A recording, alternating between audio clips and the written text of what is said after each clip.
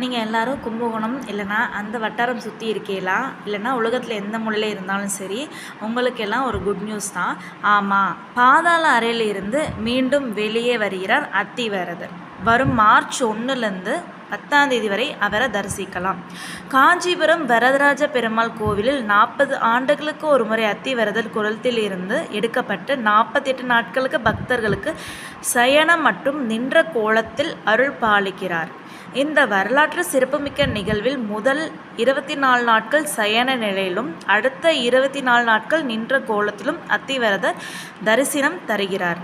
இதேபோல தஞ்சாவூர் மாவட்டம் கும்பகோணத்தில் உள்ள வரதராஜ பெருமாள் வேதநாராயண பெருமாள் கோவிலிலும் அத்திவரதர் தரிசனம் நிகழ்வு நடக்க இருக்கிறது.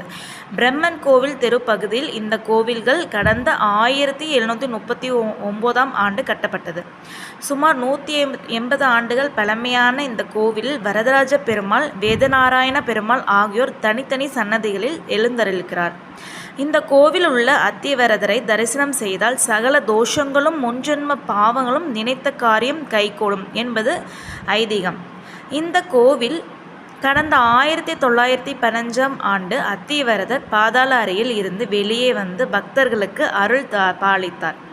அதன் பின்னர் சுமார் 98 ஆண்டுகளுக்கு பிறகு கடந்த 2013ஆம் ஆண்டு அத்திவரதர் வெளியே வந்து பக்தர்களுக்கு அருள் பாலித்தார்.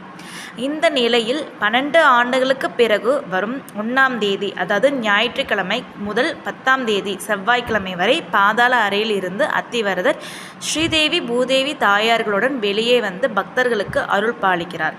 இந்த அத்திவரதர் சுமார் 1.5 அடி உயரம் வரை அத்தி மரத்தால் செய்யப்பட்டுள்ளது.